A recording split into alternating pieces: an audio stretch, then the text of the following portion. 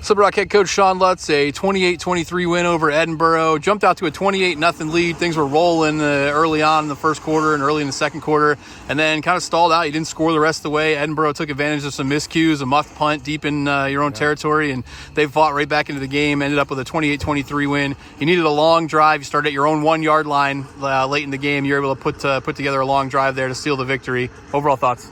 Well, first of all, it was a great night. First night game in a long time, it feels like. The community came out. It was packed. So I appreciate the community. I always like to say that, the student section, the Rock Rowdies.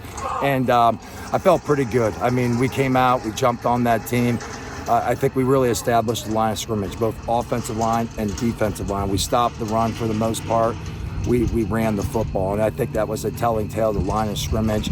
And, turnovers helped us in the first half. And then, with Jacob Snow's interception, we forced another fumble in the first half. I like it. We're up 28-0, and then they got one right before halftime. And then the second half, we got to be better with those miscues. I mean, those could be the difference. Kanye will get better. Should have just left that putt alone. And then the weird one was the blocked field goal. Man, we got that team stopped. We blocked the field goal right there. Then they get us for the helmet coming off, and then you get the ball on the half-yard line, and they score. And we just got to be better and protect the football and not make so many mistakes.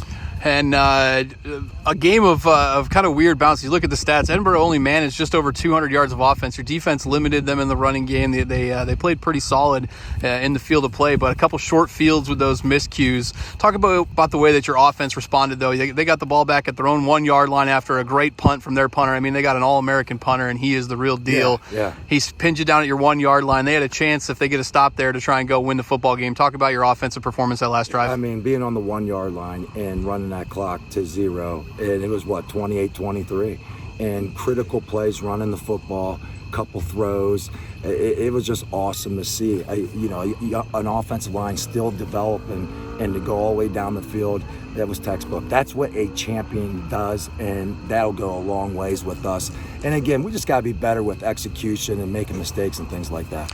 You mentioned the offensive line. A couple guys to point out that were real big for you on that last drive. Dries Lawrence carried the bulk of the load from the running back position, also mixed it up a little bit with Chris Dior as well. But Dries had a phenomenal game, over 100 yards tonight in the running game, averaged over 7 yards per carry. He's averaging just over 7.5 yards a carry on the season. He was really the workhorse for you on that drive. Talk about his performance. He's awesome. I mean, it was different. He's a load.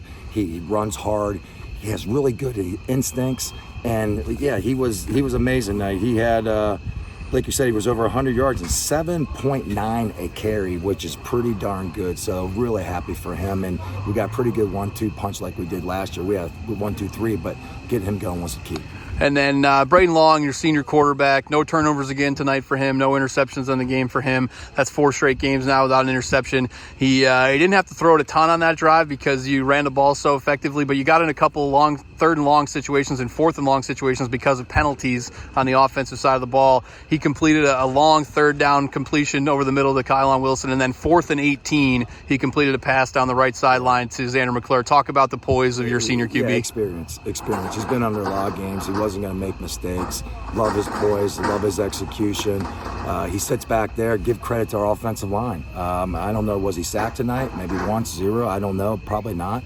He's just a guy that we love to have. He's smart. He's intelligent. Finds a way, makes plays. And moving forward now, you're 4-0, 1-0 in the PSAC West, trying to defend that PSAC West title for the 6th straight year.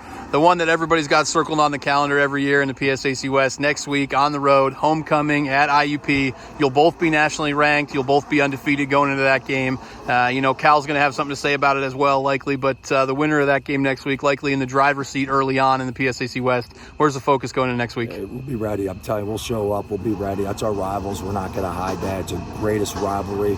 I think in Division II football, we'll be excited. We know that team is a very good football team, and we're going to be ready to go. Well, 4-0 on the year. Congratulations, Coach. Thank you, and go Rock.